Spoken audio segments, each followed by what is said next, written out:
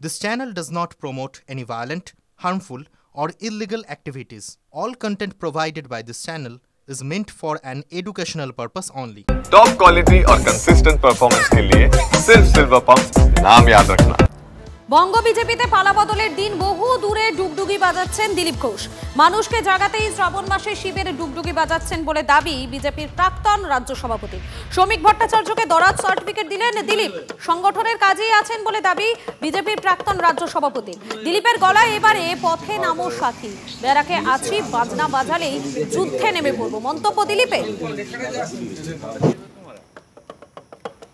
শ্রাবণ মাস এসে গেছে, প্রভু মহাদেব তার ডুগডুগি বাজাচ্ছেন চারিদিকে, তো তার যে হাতে ডমরু থাকে সেটা সমাজকে জাগাবার জন্য সবাইকে, তো আমরাও সবাইকে বর্তমান পরিস্থিতির জন্য জাগরণ করছি, সবাইকে জাগাচ্ছি যে আসুন লড়াই করুন, সেই জন্য ডুগডুগি হাতে নিয়েছি মানুষকে জাগাবার জন্য।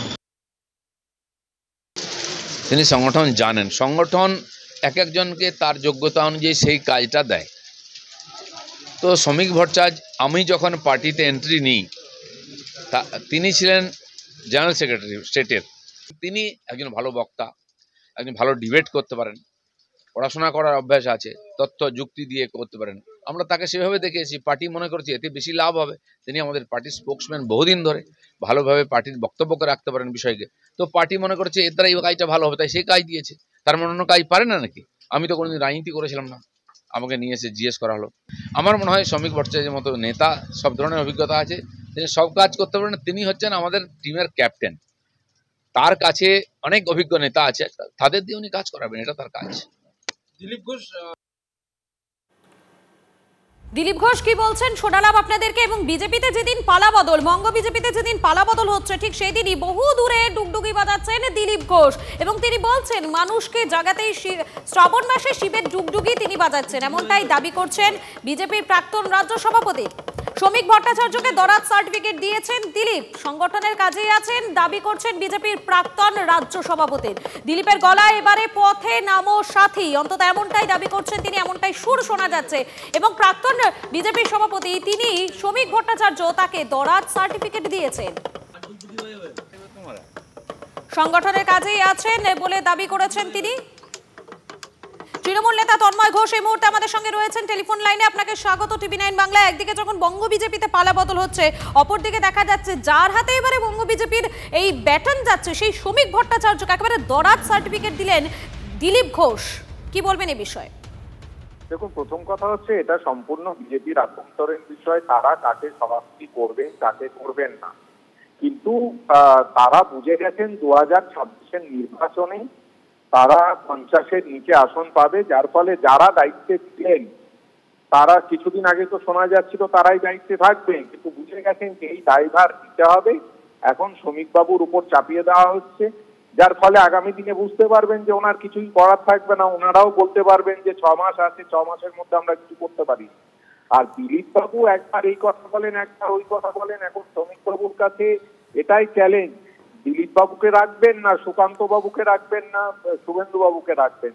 তাদের এই খেলা বেশ জমে উঠেছে। অন্যদিকে বাংলার মানুষ এইসব নিয়ে চিন্তিত নয়, তারা তৃণমূল কংগ্রেসের সঙ্গে আছে, ছিল এবং থাকবে। একেবারে ধন্যবাদ আপনাকে।